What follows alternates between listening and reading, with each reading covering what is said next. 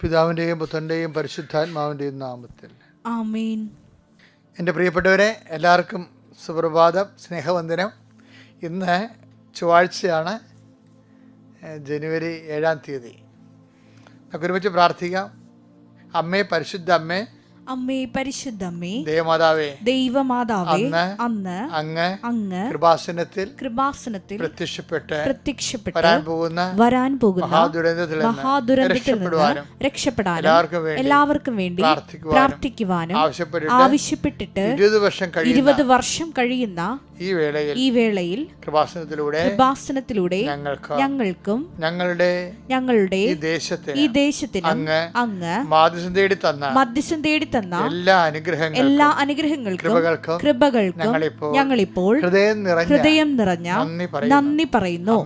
അമ്മേ, പരിശുദ്ധമ്മേ, ജപമാല മാതാവേ, സകല കൃപാസനം പ്രാർത്ഥനകളോടും ചേർത്ത് ഞങ്ങളിപ്പോൾ പ്രാർത്ഥിക്കുന്ന ഈ കുടുംബത്തിന്റെ പ്രത്യേക നിയോഗം. മക്കളെ, ഇവിടെ പ്രാർത്ഥന ആവശ്യം പറയുക.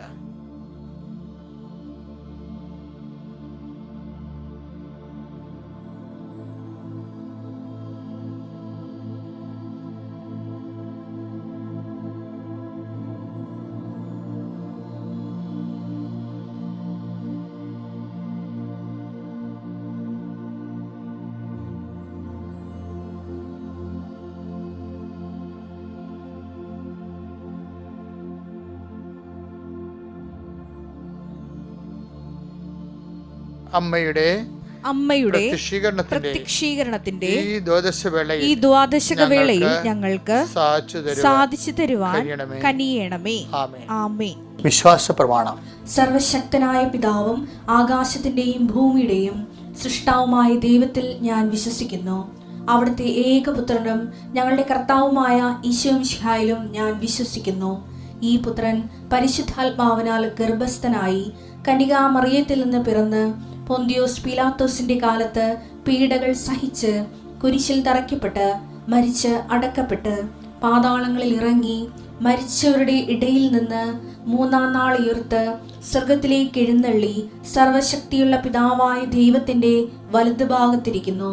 അവിടെ നിന്ന് ജീവിക്കുന്നവരെയും മരിച്ചവരെയും വിധിക്കുവാൻ വരുമെന്നും ഞാൻ വിശ്വസിക്കുന്നു. പരിശുദ്ധാത്മാവിലും ഞാൻ വിശ്വസിക്കുന്നു.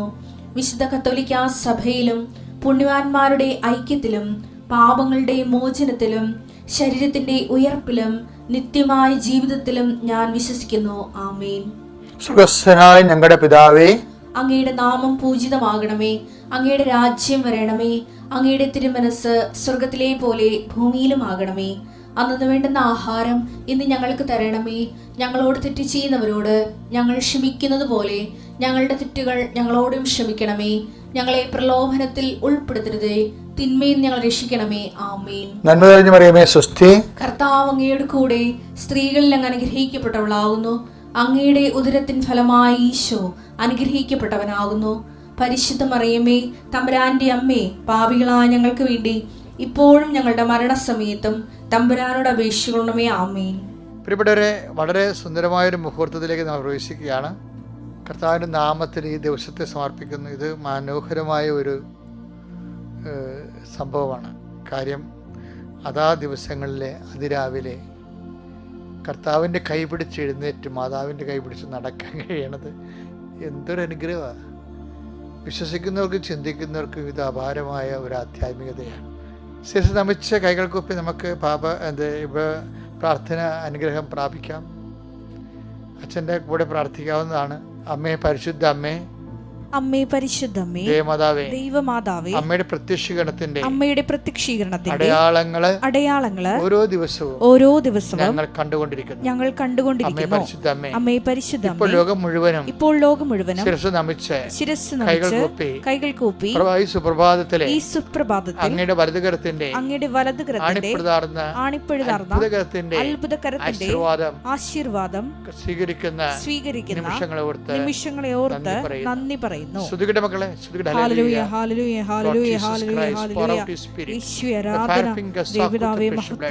എന്റെ കർത്താവിന്റെ ഉന്നതമായ നാമത്തിൽ സഭയുടെ അധികാരത്തിൽ കുരിശിന്റെ അടയാളത്തിൽ ദൈവശക്തിയായി ഞാൻ മക്കളെ ആശീർവദിക്കുന്നു. നിങ്ങളുടെ യാത്രകള്, ജോലികള്, ഇന്ന് ഏർപ്പെടുന്ന ഉദ്യമങ്ങള്, ഉദ്യോഗങ്ങള്, നിങ്ങളുടെ സഞ്ചാരങ്ങള്, നിങ്ങളുടെ ഇടപെടലുകള്, നിങ്ങളുടെ ഉത്തരവാദിത്തങ്ങള് എല്ലാം പരിശുദ്ധ ദേവമാതാവിനെ ഏൽപ്പിക്കുന്നു. കർത്താവേ, ഈ സുപ്രഭാതത്തിൽ അങ്ങയുടെ തിരുസന്നിധിയിൽ നിന്നുകൊണ്ട് കർത്താവ് അങ്ങയുടെ ദിവസം അങ്ങയുടെ നാമത്തെ മഹത്വപ്പെടുത്തിക്കൊണ്ട് ഞങ്ങളുടെ ജീവിത യാവനകൾക്ക് വേണ്ടിയുള്ള ഞങ്ങളുടെ യാത്രകളിൽ കർത്താവെ നീ സഹയാത്രികനാകണമെന്ന് പ്രാർത്ഥിക്കുന്നു. കർത്താവ്, മക്കളെ ഓർത്ത് വേവലാതി കൊള്ളുന്ന മാതാപിതാക്കന്മാരും പരീക്ഷയെ ഓർത്തും ജീവിതത്തെ ഓർത്തും മക്കളെ വേദനിക്കുന്ന മക്കളെയും അങ്ങയുടെ തിരുസന്നിധിയിൽ സമർപ്പിച്ച് പ്രാർത്ഥിക്കുന്നു. എൻ്റെ കർത്താവേ, നിന്റെ വിശുദ്ധ പൗരോഹിത്യത്തെ നീ മഹത്വപ്പെടുത്തണം. എൻ്റെ കർത്താവേ, സഭയിലുള്ള സാന്നിധ്യം പ്രകടമാക്കണം. 38 വർഷം അർപ്പിച്ച കൃപാന്റെ ബലികളെ കൃപാസ്ഥാനത്താരെ ജീവനോടെ പ്രത്യക്ഷപ്പെട്ട പരിശുദ്ധ അമ്മയുടെ മാധ്യസ്ഥതയിൽ അവിടെ നടന്ന 10,000 ആരാധന ശക്തിയാൽ ഈ കുടുംബങ്ങളെ നീ ആശീർവദിക്കണം. ഇന്നത്തെ ഉദ്യമങ്ങളെ നീ ആശീർവദിക്കണം. രോഗികളെ നീ ആശീർവദിച്ച് സൗഖ്യപ്പെടുത്തണം. കർത്താവെ, ഓരോരോ കോൺട്രാക്റ്റുകൾ, കരാറുകളിലൊക്കെ ഏർപ്പെട്ടിരിക്കുന്നവർ അവർക്ക് നിർണായകമായ ദിവസമായിരിക്കാം ഇന്ന്. കർത്താവെ, അങ്ങയുടെ സാന്നിധ്യം ഉണ്ടാകണം. രജിസ്ട്രേഷൻ പോണവരുണ്ട്, ഓരോരോ പരീക്ഷകൾ, പഠനങ്ങൾ, പറമ്പുകൾ ഒക്കെ രജിസ്ട്രേഷൻ പോകുന്നവരുണ്ട്. അതിനെല്ലാം മംഗളപരമായിട്ട് മനോഹരമായിട്ട് നടക്കാൻ ഇടയാക്കുന്ന കർത്താവെ, സ്ഥാവര ജംഗമ വസ്തുക്കൾ, വീട്ടിന് ആവശ്യമായ കാരണങ്ങൾ, വീട്ടിൽ വളർത്തുന്ന മൃഗങ്ങൾ, അതുപോലെ തന്നെ വീട്ടിലെ ഉപകരണങ്ങൾ ഇങ്ങനെയൊക്കെ പർച്ചേസിന് പോകുന്നുണ്ട്. കടകമ്പോളങ്ങളും വ്യാപാര വ്യവസായ ശാലകളിലും ആവശ്യമായ സാധനം എടുക്കുവാനും കൊടുക്കുവാനും മേടിക്കുവാനും പോകുന്ന എല്ലാ മക്കളെയും നീ ആശീർവദിക്കണം. ചെക്കുകൾ ഒപ്പിടുന്ന ചെക്കുകളെ നീ ആശീർവദിക്കണം കർത്താവെ. ആ ചെക്ക് എന്തെല്ലാം ഞങ്ങൾ എവിടെയെല്ലാം ഞങ്ങൾ സൈൻ ചെയ്യുന്നുണ്ടോ, ഏതെല്ലാം രജിസ്റ്ററുകൾ ഞങ്ങൾ സൈൻ ചെയ്യുന്നുണ്ടോ, എന്തെല്ലാം പേപ്പർ ഞങ്ങൾ സൈൻ ചെയ്യുന്നുണ്ടല്ലോ, എന്തെല്ലാം അവിടെ എല്ലാം കർത്താവ് നിന്റെ സാന്നിധ്യം ഉണ്ടാകണം. ഞങ്ങൾ തെറ്റായി പോയാൽ നടക്കാത്ത കാര്യമാണ് ഞങ്ങൾ പിന്തിരിപ്പിക്കണമെന്ന് പ്രാർത്ഥിക്കുന്നത്. നടക്കുന്ന കാര്യമാണ് കർത്താവ്. എത്രയും വേഗം കാലവിളമ്പം കൂടെ കർത്താവ് അത് നിറവേറ്റാൻ ഇടയാക്കണം പ്രാർത്ഥിക്കുന്നു. എൻ്റെ കർത്താവിൻ്റെ ഉന്നതമായ നാമത്തിൽ കർത്താവ് പരസ്പരമുള്ള സംസാരങ്ങൾ, ചർച്ചകൾ, തീരുമാനങ്ങൾ, ഇന്നെടുക്കുന്ന ഓരോ കാര്യങ്ങളെയും കർത്താവ് അങ്ങ് ഏറ്റെടുക്കണം പ്രാർത്ഥിക്കുന്നു. കർത്താവ് ഇന്നെടുക്കുന്ന കർത്താവ് ഒന്നും കണ്ടല്ല, ആരെയും കണ്ടല്ല, അങ്ങേ മാത്രം കണ്ടുകൊണ്ട് ചില ആൾക്കാർ എഗ്രിമെൻ്റ് ചെയ്യുന്നുണ്ട്, ചില ആൾക്കാർ വ്യവസ്ഥ പറയുന്നുണ്ട്, ചില ആൾക്കാർ ചില ഡേറ്റുകൾ ഫിക്സ് ചെയ്യുന്നുണ്ട്. അവരെല്ലാവരും കർത്താവിൻ്റെ തിരുസന്നിധിയിൽ സമർപ്പിച്ച് പ്രാർത്ഥിക്കുന്നു. എൻ്റെ കർത്താവിൻ്റെ ഉന്നതമായ നാമത്തിൽ സഭയുടെ അധികാരത്തെ കുരിശിൻ്റെ അടയാളത്തിൽ ദൈവത്തിൻ്റെ ശക്തിയാൽ ഇടിച്ചിറങ്ങി കർത്താവിൻ്റെ ശക്തി നിനക്ക് ആവശ്യിക്കട്ടെ. കർത്താവ് വിശുദ്ധ പൗരോഹിത്യത്തെ മഹത്വപ്പെടുത്തവേ, സഭയിലുള്ള സാന്നിധ്യം പ്രകടമാക്കണമേ. എൻ്റെ കർത്താവിൻ്റെ ഉന്നതമായ നാമത്തിൽ സഭയുടെ അധികാരത്തിൽ കർത്താവിൻ്റെ വിശുദ്ധമായ രക്തത്താൽ നിങ്ങൾ തളിക്കപ്പെടട്ടെ. മാരകമായ രോഗങ്ങൾ, തീരാവേദികൾ, ജീവിത ദുരിതങ്ങൾ, ഹൃദയത്തിൻ്റെ ഭാരങ്ങൾ, ഡിപ്രഷൻ ബാധിച്ച മാനസിക അവസ്ഥകളെല്ലാം യേശുക്രിസ്തു നാമത്തിൽ എല്ലാ പ്രശ്നങ്ങളും മഞ്ഞുപോലെ ഉരുകി കർത്താവ് കാറ്റുപോലെ കടന്നു പോകട്ടെ. എൻ്റെ കർത്താവിൻ്റെ ഉന്നതമായ നാമത്തിൽ നിങ്ങൾ സുഖപ്പെടുകയും നിങ്ങളെ ഇന്ന് ബാധിക്കുന്ന മുഴുവൻ വിഷയങ്ങൾ പരിശുദ്ധയുടെ മാധ്യസ്ഥനെ ഏൽപ്പിച്ചുകൊണ്ട് ഈശോയ്ക്ക് ഏൽപ്പിച്ചുകൊണ്ട് ദൈവത്തിൻ്റെ സ്തുതികൾ അർപ്പിക്കുന്നു. യേശുവേ സ്തോത്രം, യേശുവേ നന്ദി. എൻ്റെ കർത്താവിനുമായ നാമത്തെ സഭയുടെ അധികാരത്തിൽ കുരിശിൻ്റെ അടയാളത്തിൽ ദൈവത്തിൻ്റെ ശക്തികൾ ഇന്നത്തെ ദിവസത്തിൽ മക്കളെ ഈശോ ആശീർവദിക്കുകയും കൃപാസനത്തിലെ സാക്ഷ്യങ്ങൾ പറയുന്ന പോലെ വലിയ സാക്ഷ്യങ്ങൾ പറയാൻ ദൈവം നിങ്ങൾക്ക് അടയാളം നൽകി അനുഗ്രഹിക്കുകയും ചെയ്യട്ടെ.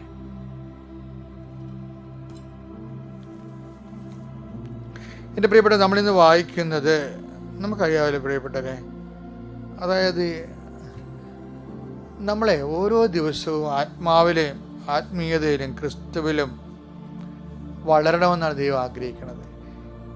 നമ്മുടെ കോശങ്ങൾ തന്നെയാണ്. ഇന്നലെ എത്രയോ പുതിയ കോശങ്ങൾ രാത്രി ഉണ്ടായല്ലേ. ഞങ്ങളുടെ നാട്ടിലൊക്കെ ആൾക്കാർ ഈ കായലിലൊക്കെ വീശാൻ പോകുന്നതൊക്കെ ഉറക്കം നിൽക്കേണ്ടി വരും. ഉറക്കം നിന്നൊക്കെയാണ് വീശണത്, വല വീശണത്.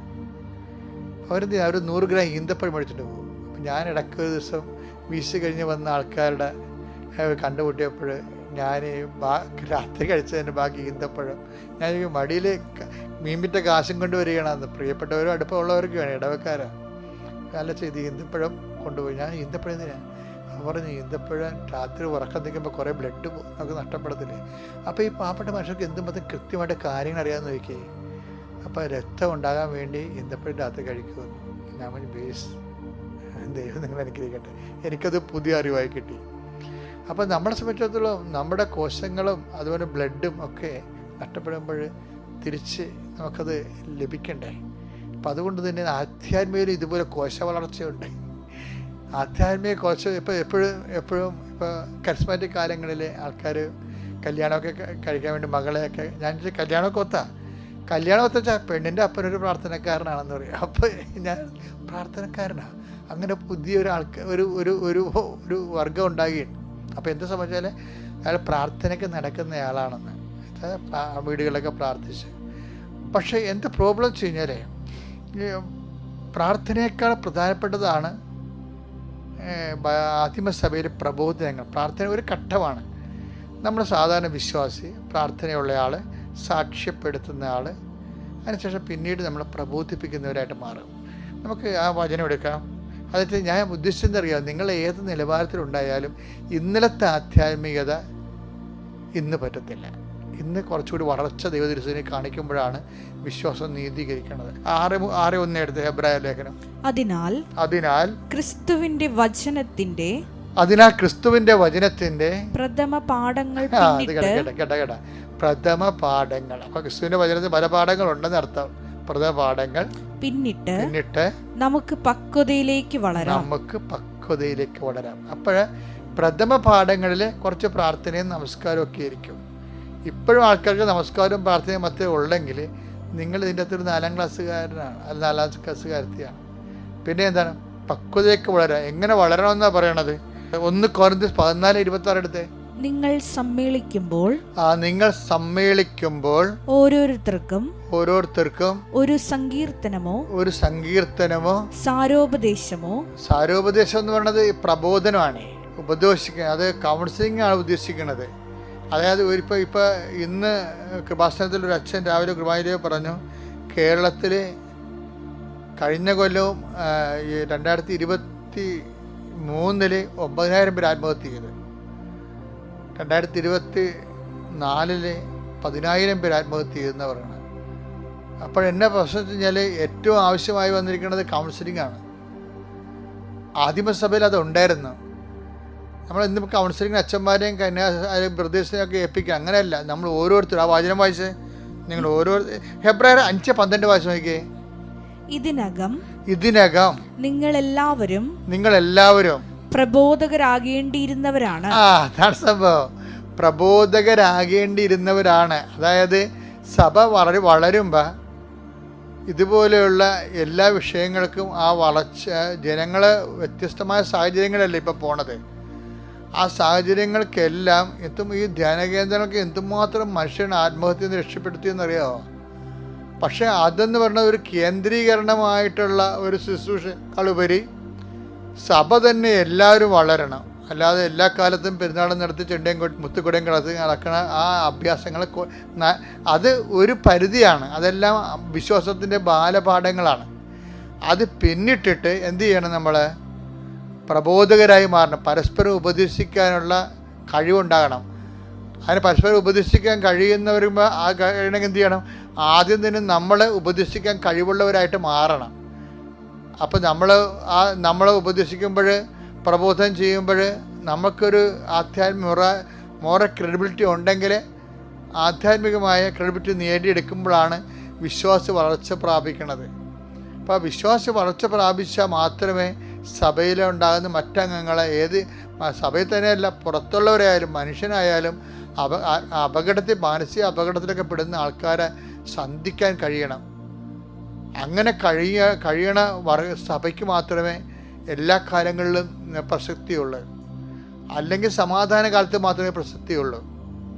സഭയുടെ സമാധാനകാല പ്രസക്തി അല്ലാതെ അസമാധാന കാലത്തെയും യുദ്ധകാലങ്ങളിലുമുള്ള പ്രസക്തി ഭക്തി നിലനിൽക്കുന്നത് മറ്റുള്ളവരെ നമ്മൾ നിലനിർത്തുമ്പോഴാണ്. നിങ്ങൾ സമ്മേളിക്കുമ്പോൾ ഒന്നിനൊക്കെ വായിക്കാം.